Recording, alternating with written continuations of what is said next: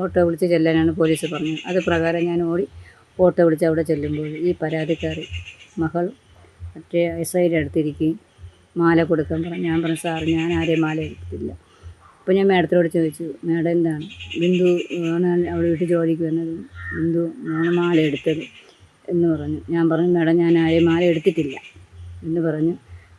ഉടനെ തന്നെ ഒരു വനിതയെ വിളിച്ച് എന്നെ റൂമിൽ കൊണ്ടുപോയി എൻ്റെ ടോപ്പെല്ലാം മാറ്റി എന്നെ പരിശോധിച്ച ശേഷം വീണ്ടും വെളിയിൽ വന്നിട്ട് വീണ്ടും 2 വനിതയും കൂട്ടി വീണ്ടും റൂമിൽ പോയി എൻ്റെ പരിശോധിച്ച് എൻ്റെ ബാഗും എല്ലാം പരിശോധിച്ചിട്ട് വെളിയിൽ വന്നിട്ടാണ്.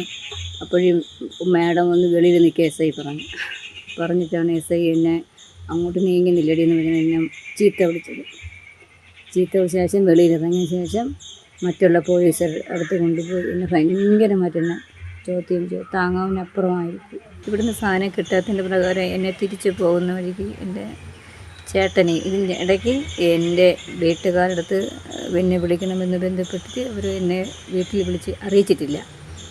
ഇതിന് കോളിങ്ങനെ വന്നുകൊണ്ടിരിക്കും. ഞാൻ പറഞ്ഞു, സാർ ഒരു കോള് എൻ്റെ വീട്ടിലേക്ക് ചെയ്യാൻ പറഞ്ഞിട്ടും അവർ ഫോൺ വിളിച്ചിട്ടില്ല.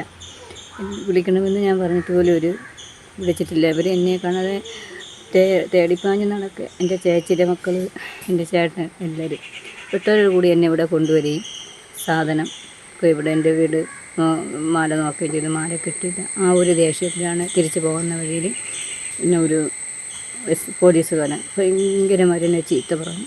അങ്ങറ്റം വരെ എന്നെ ചീത്ത പറഞ്ഞു. അങ്ങനത്തെ ചീത്ത ഞാൻ കേട്ടിട്ട് കൂടിയില്ല.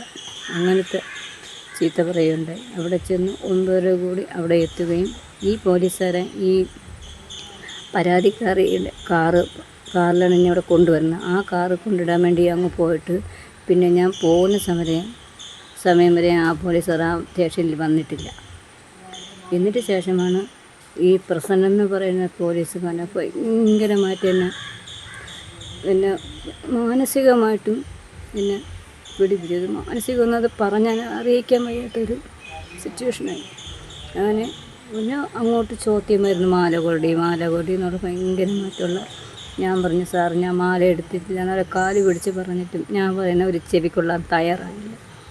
ഈ SI പ്രസാദ് എന്ന് പറയുന്ന സാറും ഈ പ്രസന്നൻ എന്ന് പറയുന്ന ആ പോലീസുകാരനും ഈ ഇവർ 3 പേരുമാണ് എന്നെ ഭയങ്കരമായിട്ട് എന്നെ വേദനിപ്പിച്ചത്. ഞാൻ ചെയ്തിട്ടില്ല, ചെയ്യുകയുമില്ല. ആരെയും മുഖം മോട്ടിച്ചല്ലേ നമ്മൾ ജീവിക്കുന്നത്. പുതിയ വാർത്തകളും വിശേഷങ്ങളും ഇനി വിരൽ തുമ്പിൽ. എല്ലാ ഡിജിറ്റൽ പ്ലാറ്റ്ഫോമുകളിലും ഇപ്പോൾ Zee മലയാളം ന്യൂസ് ലഭ്യം.